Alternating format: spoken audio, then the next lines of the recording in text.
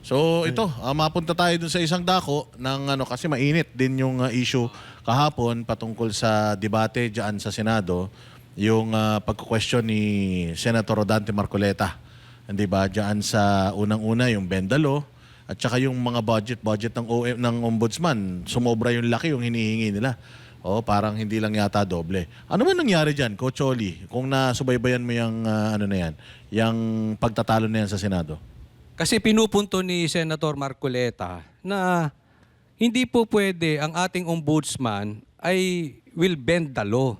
I mean, isipin mo, ombudsman ka at dati ka pang secretary, SOJ ka, Secretary of Justice. Tapos ang prinsipyo mo sa buhay ay bend the law.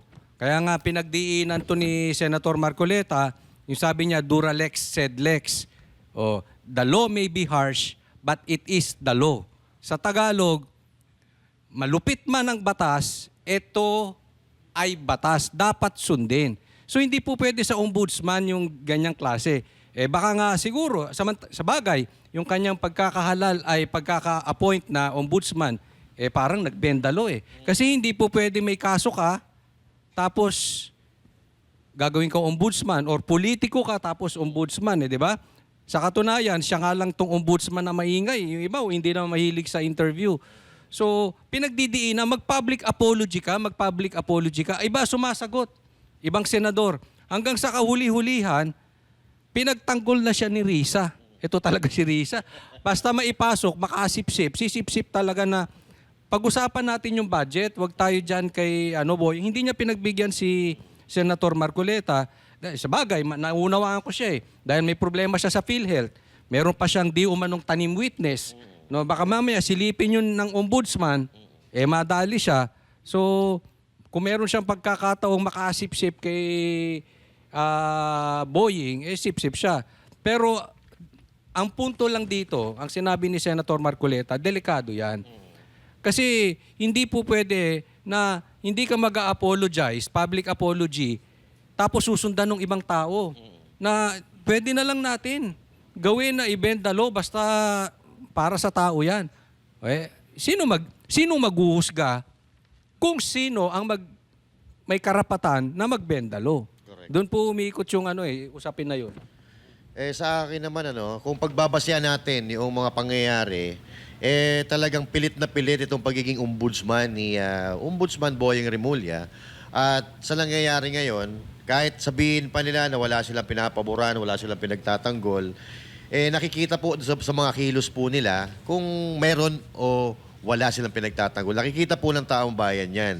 At maliho ata na sabihin mo na okay lang, hindi paglabag sa batas yung tax avoidance. So ibig sabihin, sinasabihan mo yung mga tao na avoid mo yung tax mo para mababa ang bayaran mo. So magpo-fall pa rin yun sa tax evasion pa rin Kasi pag ikaw, iniwasan mo magbayad ng tax, dinaya mo yung tax mo, that's tax evasion. So wala rin pagkakaiba yan sa iniiwasan mong magbayad ng tax. Hindi ko maintindihan kung bakit ganito yung pag-iisip ng isang abogado na dapat sana ay sinasandalan ng mga Pilipino at nagtatanggol sa mga Pilipino bilang ombudsman.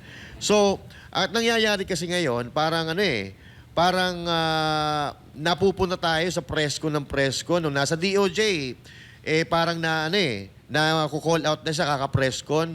Hanggang dito ba naman sa ombudsman, magpe-preskon pa rin. Kaya tayo nasisita ng dating ombudsman. Dahil itong pagpe-preskon ay hindi po ito trabaho ng isang ombudsman. Ang trabaho ng ombudsman, yun dapat ang ginagawa mo, Mr. Remulla. At dapat lang naman talaga. Buti nga, meron tayong isang Marcoleta, Rodante Marcoleta, na talagang nagko-question sa mga nangyayari sa ating lipunan. Kung may nakikitang mali, ay talagang kino-call out niya. Kaya nga, napaka-importante sa mga mambabatas na marunong talaga magbasa or may knowledge sa batas. Katulad ni Senator Marcoleta. Pero hindi ko naman sinasabi na mahina yung iba. So, lang, number 1 dapat na parang requirement sa pagiging mambabatas, senador man yan o congressman, at kahit papaano, ay meron kang alam sa batas, hindi yung ibibend mo yung batas. Sir Jack, taga Cavite ka eh. Ano sabi mo sa magkapatid na to? Bakit ang gulo na itong magkapatid na to? Yun nga eh, kakakapit na ako eh. Ako na yung anak, hindi ko alam kung kaninong anak si Apple Marimunda, yung governor namin. Anak yata ni Boying yan or ni Gomki, hindi ko sure. Anak pa ni Boying, si Apple, si governor Apple. Hindi yan yung hindi yan yung nahuli na Hindi. iba-iba. Si Apple, ang layo ng ugali niya sa tatay niya. Pero kung ikukumpara mo si Gomki kay Boying, kay Gomki ako. Kasi si Boying, hindi ko naabutan yan eh. Yes. Pala ko matanda na yan eh. Pero si Gomki kasi magaling. Maraming nagawa sa kapit na yun. Kasi nakabayan ko, kapit na yun niya ako. Pero yung ginagawa ni Boying ngayon as Sa DILG. Pati ombudsman, ombudsman, yeah. medyo parang ultimo high school magigets yung ginagawa niya. Alam mo, may mali eh. May mali. Alam mong nilagay siya doon for a reason, ano? Nilagay sana parang pagkamgol yung mga Marcos. Yun lang yung wala nang obvious naman. Kasi kung babalikan dininay niya natin. yan, di ba? Ha? Sabi niya, may dininay siya dyan eh. Yes. Na, Na siya hindi nga daw pinapaboran? siya, wala daw siya dyan para may paboran na kahit sino. Pero yung pagkakalagay pa lang sa kanya dyan sa sa ombudsman, Questionable na, boss. Questionable na. Kasi meron siyang kaso sa ombudsman mismo na biglang biglang nawala. Tapos yung mga nakadakit na mga kaso sa kanya, inandakit. Tapos biglang nagulat na lang tayo, inappoint siya dyan. And sino ba nag-appoint sa kanya dyan? Correct. Si Pangulong Marcos din na nag-appoint sa kanya dyan. So, in-expect ba natin na itong si Boying Rimulya, Jay Guevara, iimbestigahan itong si Marcos kung dumating sa punto na yung ebidensya ay papunta na kay Marcos Jr. Kasi sabi ni nung kapatid si John Vic Rimulya ng DILG, wala daw siyang sisinuhin, aarestuhin daw niya kung sino yung dapat arestuhin. Kilala naman natin itong mga Remulla na din to mga sala sa init, sala sa lamig. Kung saan papunta yung hangin, doon din sila. Kung ngayon na hindi pa tapos ang termino ni Marcos, malabo na gawin ni Remulla yan. Pero siguro, pag nakaupo na ang mga Duterte, dating gawin na naman si Remulla, sisip-sip na naman, or kakabit na naman yan sa mga Duterte. Yun, pwede niya nang gawin yun. At eto pa, ano pa ba asahan natin kay Remulla? Sino ba naglagay kay Remulla bilang ombudsman? Kaya nga, sagutin niyo ako. Sino naglagay? Si Bongbong. Oh. Ano bang klaseng presidente si Bongbong Marcos? 'Di ba bulok? Actually, Bulok ang sistema ni Bongbong Marcos. So ganun din etong si Remulla ngayon na talagang lantaran na, 'di ba? Actually, kuya, kaya nilagay ni Bongbong yan, si Boying Rimulya, sa ombudsman, magkakulay sila eh. Kulay yan ay. Kasin. Kulay yan ay. Kasin sila, kasin. Hindi, tsaka Kasing kulay. hindi lang sa kulay. Pati yung kulay ng budhi nila parehas. Grabe. Di pero ito talaga, sa totoo lang, ngayon, yung kagaya ng tinanong sa akin ni Boss Dada, kaya bang gawin ni Remulla na kasuhan kung sakaling talagang pwede nang makasuhan itong si PBBM? Pwede. At yun ang kapangyarihan ng ombudsman. Dapat yun ang gawin. Kaso kung hanggang ngayon kontrolado pa rin ni Marcos Jr. etong si Remulla, na alam naman na natin na ganun, hindi niya magagawa yan. Pero antayin natin. Eto, tagaan nyo to sa bato. Mangyayari't mangyayari to. Kung matatandaan nyo, 7 years ang pagiging ombudsman. So, maaabutan niya pa yung yung susunod na presidente. Eto, tagaan nyo sa bato na kapag tapos na ng termino ni Marcos, etong si Remulla, biglang lilipat to sa kabilang administrasyon. At yayariin niya na si Marcos Jr. Kilalang kilala yung mga... Ganyan ang gawain nila. Rimulya na yan. Di ba may sakit yan? Abot pa kaya? Hindi, ako'y nagtatanong lang kasi... Wala na daw siyang Clear sakit. na daw sila. Clear na. Wala na siyang sakit. na, Sakit na lang sa katraydoran yung... yun. Yan ang pinakamalalang sakit. Kilalang traidor tong mga to dahil nung panahon ni Pangulong Duterte, Kay Binay to eh. Binay sila naging Duterte, tapos ngayon naman naging Marcos. Anong comment mo naman, Jay, paring RJ? Ang ganda sana nung yung naririnig natin kay Boying, yung mga sinasabi niya. Pero laging sablay kasi ito eh. Naalala niyo yung sinabi niya dun sa mga nawawalang sabungero? Pinangakuan niya yung mga pamilya niya na gagawin ko lahat para ma-serve natin yung yung hustisya dun sa gumawa niyan sa mga pamilya niyo. Hanggang ngayon wala pa eh. 'Di ba? Ang dami niyang tinuro. Nasa kanya na daw yung ebidensya. Saan napunta? Sa mga Duterte pumasok. Baka ito sa mga Duterte din na. At ewan ko nga yung batas natin na sinasabi, pag politiko ka, pag mayaman ka, magaan sa'yo yung batas. Pero pag ikaw pobre, wala. Ang bigat ng batas sa'yo. Kasi isipin mo to, anong pinagkaiba ng isang pobre na nagnakaw ng mais sa bakuran ng kapitbahay nila at doon sa politiko na nagnakaw ng bilyon-bilyon? Parehas lang nagnakaw yan. Maliit o malaki, nagnakaw. Pero anong nangyayari doon sa pobre? Nakukulong. Minsan nga binubugbog pa.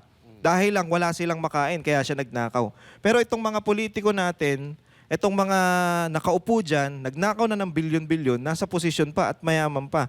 Kaya naalala ko yung kanta na Tatsulok ni Rom Dongenyo. Dongenyo. Ito yung 1989 na pinerform ng Buklod 1991. Ang hindi pulat dilaw ang tunay na magkalaban. Nakikita na natin ngayon yan. Magkakampi na sila. Di ba? Pulahan tsaka dilawan. Magkakampi na sila. Tapos meron pa dun sa last part na yon, ang hustisya ay para lang sa mayaman. Ito na pinapatunayan dito sa atin eh. Pag ikaw mahirap ka, yung hustisya walang baliwala yan sa'yo. Pero pag ikaw mayaman, magaan ang hustisya sa'yo. Ayan yung sinasabi nilang bendalo. Kaya nakakainis Kaya nga yung mga magdanakaw dito, paring RJ, ayaw na nila magnakaw ng konti. Gusto nila maramihan Maramihan na. Oo, kasi ganun din naman eh. Yung pag malaki yung ninakaw mo, hindi ka makukulong. Mabibili mo lahat. Pero pag maliit ang ninakaw mo, kulong ka. Di ba? Pero pala yun. basahin muna natin tong comment mula sa ating isa sa mga nanonood ngayon, si Gerald Nuto ng Novaliches, Quezon City. Bakit ganyan ang gobyerno natin? Masyadong pakitang tao lang. Hindi ba nila alam na hindi tanga ang taong bayan? Anong masasabi mo dyan? Tama ka dyan. Papanuloy mo Ayan. Kasi bigla ako nakabasa ng ganyang comment Papanuloy mo kasi konti na lang. Siguro mga ilang buwan na lang lahat ng Pilipino matalino na. Ito naman ang sabi ni Rose Danke. Ito, nanonood talaga sa atin to. Wag na mag-demand. Sabi tama si Banat Bay, wag na mag-demand ng hair follicle drug test. Wala naman mangyayari dyan. Sinabi na ni PRD noon pa yan. At kinonfirm ng kapatid na si Aimee. Yeah. Oo. Ayan, Banat Bay, meron sa bagay na nakomentuhan mo na to no? Kasi mga tao talaga din, mga Pilipino, tigas din ulo minsan nagbubulag-bulagan din napakinggan ninyo yung interview ni Winnie Monsod. Yes. O yung comment niya doon na sinabi, alam naman na lahat namin yan Alam na doon nung mga panahon na yun, na ganyan talaga si Bongbong. Sabi ko, loob-loob ko, bakit binoto pa ng tao? Matigas talaga ulo ng tao Di ba? Talaga medyo may katigasan ng mga Pilipino to the point na nagkaroon na ng EDSA 1, pinatalsik na yung pamilya nila noon, ibinoto pa uli ngayon. Yun ay isang bagay na nagsasabing matigas talaga ulo ng mga Pilipino. Tapos, alam na nga nilang, nung panahon nila, lumabas na isang pahayagan na yung anak ng presidente ay kasamang nagdadala ng cocaine sa kanila. Yung rock band sa Rolling Stone na magazine. Alam na lahat yan. Di ba? So alam na ng lahat. Kaya nga yung sinasabi daw ni Aimee is parang hindi lang confirmation. Nagpapatibay pa na talagang na si Bongbong. Talagang durugista. At hindi tumigil. Kasi yun lang naman ang issue ng iba baka naman tumigil na, kaya okay na maging presidente. Kasi di ba, naalala nyo si Barack Obama, umamin din noon. Yeah. Oo, so tumigil na yan, kaya okay na. Etong sinabi ni Aimee ngayon, nagpapatunay na hanggang ngayon, tuloy-tuloy. So hindi na bago yan. Ang tanong na lang talaga dito, ano ang gagawin natin? Ano ang legal na gagawin ng AFP tungkol dito? Remember, nasa ating constitution that the AFP is the protector of the people. Are you not going to protect us? That's the question. 'Di ba? Iyan po ay dapat nating pagmulay-mulayan at itanong din natin sa mga AFP, ano po ba ang maganda ninyong gawin? Ano po ba ang legal na maaari ninyong gawin para kami ay protektahan sa mga tiwali sa gobyerno? Ano po ba yung legal na paraan na yun? Coach Oli, bago mo dugtungan yan, may umuugong na itong nakaraan na parang kung magkakaroon ng military takeover, ang gusto nilang mag-takeover si Ramon Ang. Ito namang si magaling na kapatid, yung panganay na kapatid niya, nabagok yata ang ulo nun, yung panganay na Tulpo. Sinasabi naman niya na mag-resign parehas, si Tito Soto ilagay natin. Anong opinion mo dyan? Una, sagutin ko muna yung patungkol dito tungkol sa pagiging addict ni Bongbong Marcos according to Amy Marcos, no? Yung sinasabi kasi na paulit-ulit ni Claire na St. Luke's, alam ko yan dahil na-vlog ko to before pa ng eleksyon.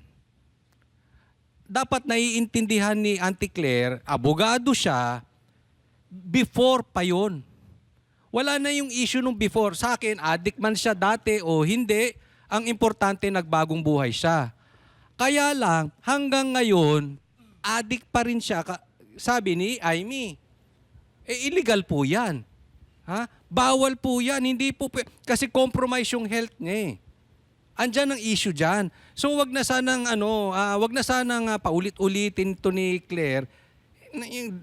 St. Luke's. Hindi po yun ang issue. At saka iba po ang hair follicle test. Sagutin ko yung sinasabi mo Yung gusto nilang ipalit. Ayaw nila kay VP Sara talaga eh. Ako, Coach sa Oli? tingin ko, parang optics na ulit yan eh. Para ilihis tayo. Diba? Sinasabi nila, doon lang tayo sa batas.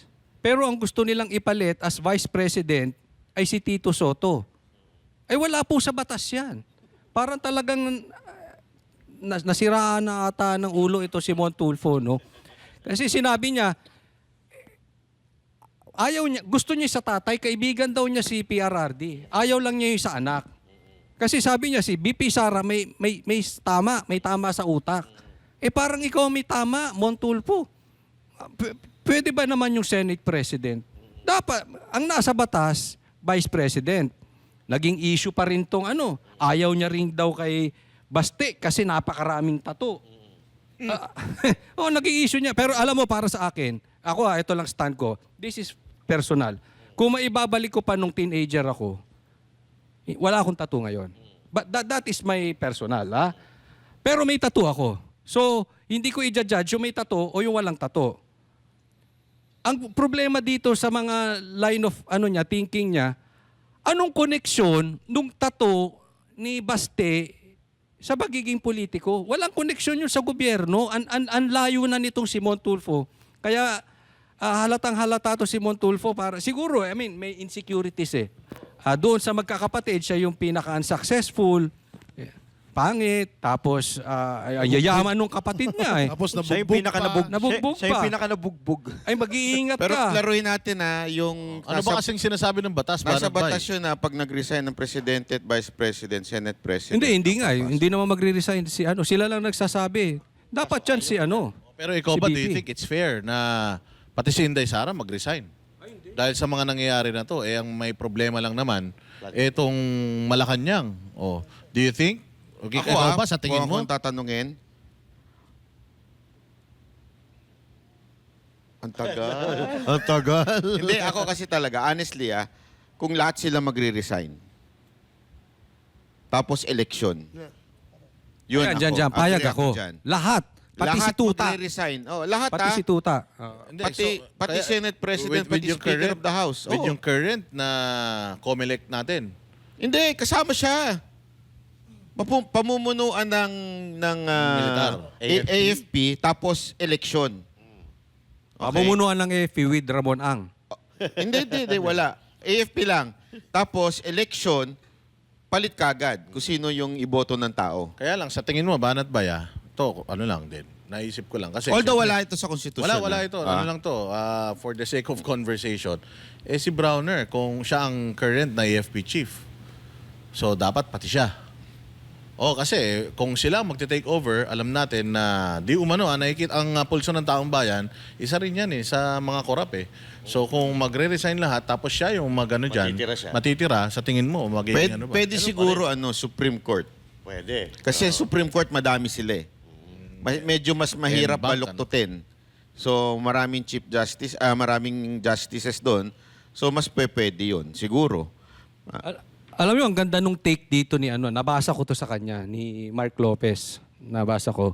Sabi niya, pinagbigyan to si Bongbong Marcos na baguhin yung naging pamamalakad ng tatay, kaya siya binoto. Pero kaya din binoto ng taong bayan si BP Sara na just in case pumalpak si Bongbong Marcos, BP Sara ang papalit.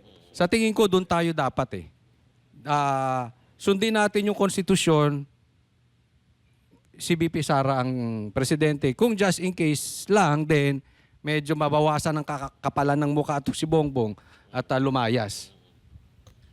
Alam mo, parang nakalimutan nyo, si Ramon Tulfo kasi allergic yan sa mga nambubugbog eh. Kaya ayaw niya kay Bibi Sara Duterte. Yun. Ngayon, siyempre, sa takbo ng politika ngayon, sabihin talaga yan ni Tulfo kasi mukhang meron atang balak din yung mga kapatid na tumakbo sa medyo mataas na posisyon.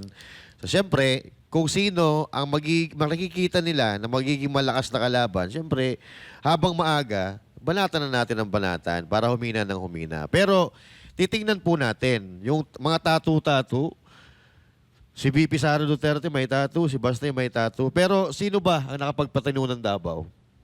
Sila na may mga tattoo. Mga rockstar na yan. Oh, sila na may mga tattoo. Nung hindi pa ba Duterte ang namumuno sa Davao, alam nyo ba kung gaano kagulo yan? Kung araw-araw may pinapatay, araw-araw may terorismo, tapos doon napunta yung mga Duterte, biglang tumahimik. So ngayon, ayaw nyo sa Duterte, parang malabo ata yun. Ang totoo lang kasi dito, iba ang gusto nyo, iba ang takbo ng utak ninyo pagdating sa politika, kasi ang gusto nyo, yung makakagalaw kayo. Yung mapapakinabangan nyo, kasi sa totoo lang, hindi talaga nakaporma yung mga politiko sa panahon ni Pangulong Duterte. Nawala, hindi man nawala, bumaba yung kaso ng korupsyon sa gobyerno. At pati yung droga, bumaba din. So hindi ako naniniwala na ayaw nila sa mga Duterte. Gusto nila yung ginawa ng mga Duterte na pinapakinabangan nila ngayon, nang ayaw lang nila yung pamumuno, pamamalakad ng Duterte na nasasapul yung mga interest nila. Parang ganon ang nakikita ko dito, boss. Ito, kay parang Jack, tsaka sa'yo. Total, kaibigan mo si Tito Sen. Sa tingin mo ba, fit si Tito Sen kung sakaling siya yung ipalit kasi gusto ni Tulfo siya. Let's say for example, sa universe sa universe ng mga OGAG. At anong mangyari yan? Yung sinasabi ni Ramon Tulfo, anong masasabi mo? Tito Sen bilang pampalit, caretaker. Alam nyo, si Tito Sen talaga ang gusto ng mga dilawan at kakamping ngayon. Siya yung napupusuan talaga Bakit? ng mga kakamping na kung halimbawa nga na mag-resign si Marcos at Palagay ko mag-resign kahit si sino, wag Sara. lang si Inday. No?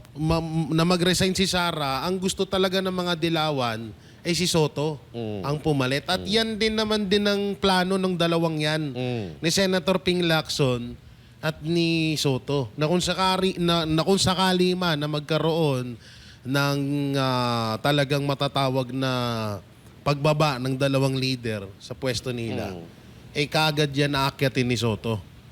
At yan ang talagang pinupush ng mga dilawan. At kasi ngayon yung galawan kasi ni Tito Soto is galawan din nung mga dilawan yan. Na yun nga lang, kinagulat natin na bakit naging ganyan. Na alam naman natin si Tito Soto, maka-Duterte din yan.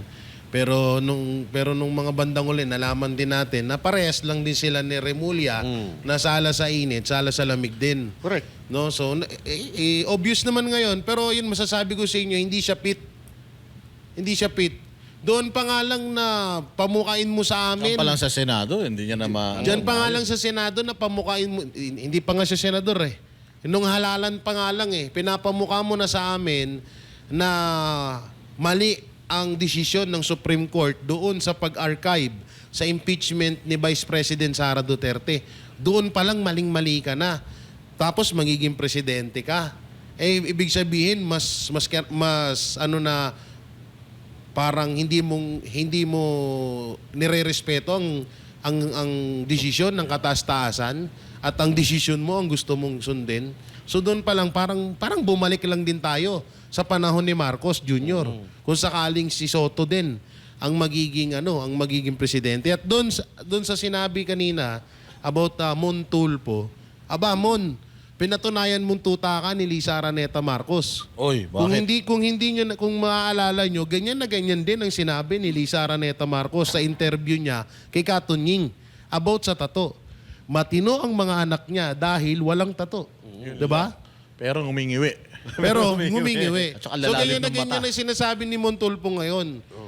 Hindi daw kasi ang sinabi kasi nung nag-interview, ang tattoo is art. Na yun naman talaga ang pananaw natin. Sa kanya hindi.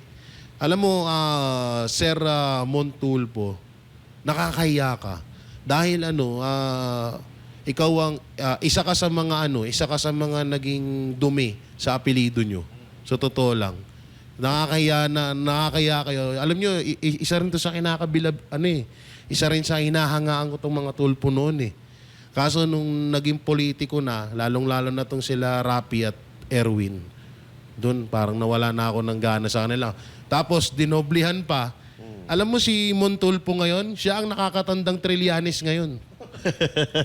Baka anak niya si Trillanes. Baka pagkamag-anak yan. Sa tingin mo, dapat ba mag-resign si VP Sara? Ikaw, personal na opinion mo. Ako personal ko, kung magre-resign, lugnakaw ba siya? Oo nga, no? Diba? Wala siyang kaso. Wala siyang kaso. Ang COA, nag-issue sa kanya. Clear. Oh, yan. Clear sa COA. Okay? Kasi yun ang sinasabi no, yung corrupt daw siya eh. 125 million. Kung kurap yan, sana meron kami nakuha kahapon eh. Sana hindi sabon na bunot namin, di ba? Sana gold bar. Gold bar yun. Pero anyway, yung kay Tito Soto, kung gusto mo maging presidente, palabas mo muna si Vincent Maloma. Uy, Ay, wag. May papalabas Ano yun? Uy. Pero ito sa akin nakikita Ano yung ko. Pepsi? Sorry, wala ako dyan kay Tito Soto at kay Pampilo Lacson, parang mga ampaplastic no? Oo. Kung kunyari, pagka niyaya mo silang kumain, ayaw. Pero pag nilatagan mo, kakain pa rin. Kasi lagi na sinasabi, hindi na kami tatakbo sa 2028. Pero, parehas silang sinabi ha. Hindi na daw Oo. sila tatakbo. Tingin mo, Oo. kota na, kota. Kota na? Kota na eh.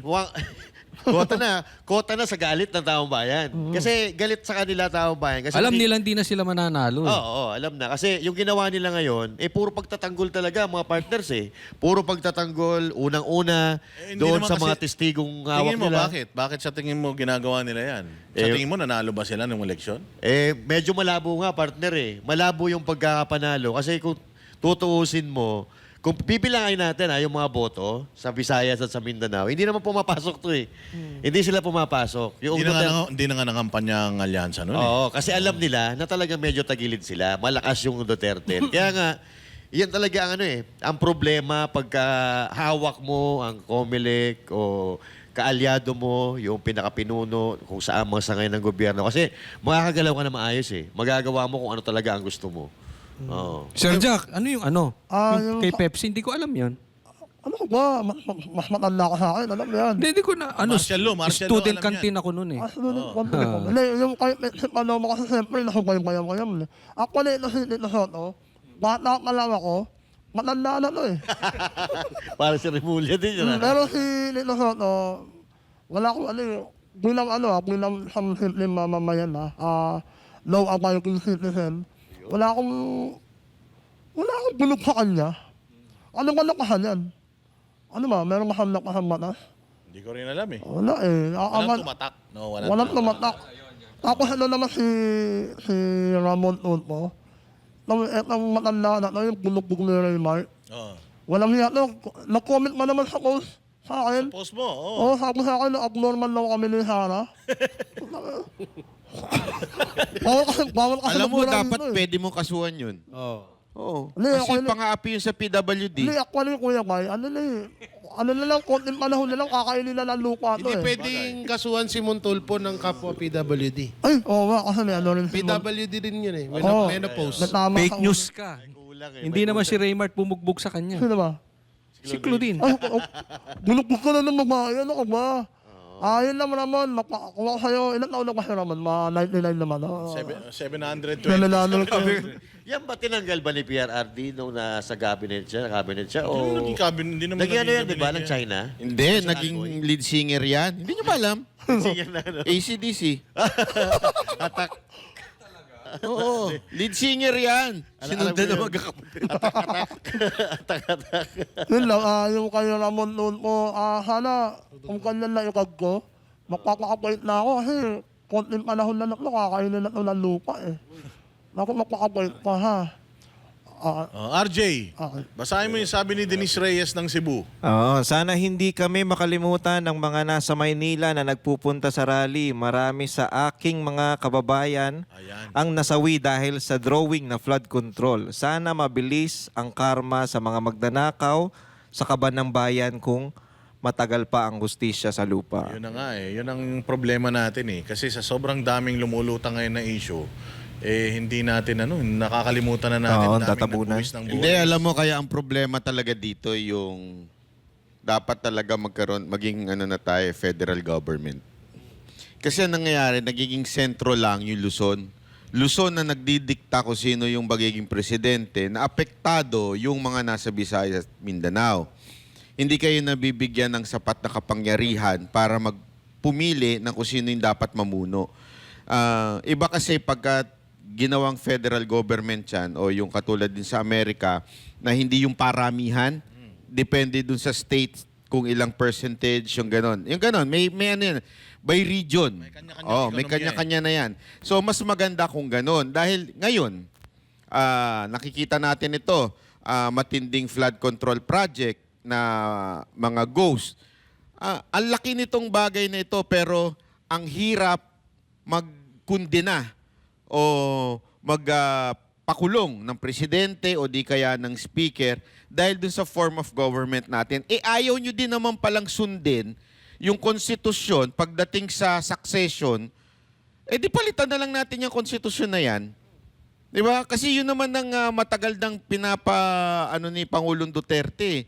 Kasi nga, kawawa ho yung mga nasa Visayas at Mindanao. Kaya ako, if I may suggest, dapat yung mga taga Visayas at Mindanao, kumilos na kayo at kayo na ang magprotesta.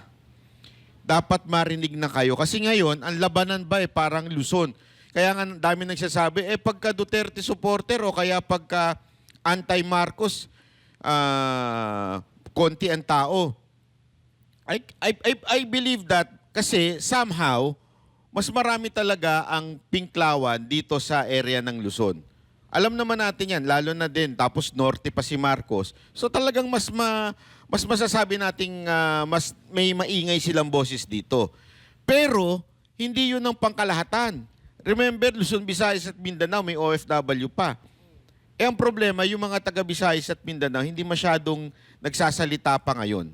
Kaya nga sana, atin lang din inaanyayahan yung mga kababayan natin sa Visayas at Mindanao. Panahon na para magsalita din po kayo, gumawa rin po kayo ng mga rally at ipakita din ninyo, 'di ba? Kasi wag niyong hayaan yung mga teroristang makakaliwa at itong mga kakamping na mag-ingay sa Luzon. Yun lang ang sanang natin dito. Hindi namin kayo kakalimutan pero kailangan din ninyong kumilos diyan sa lugar ninyo. Malaking bagay yan pag makikita yan nationwide.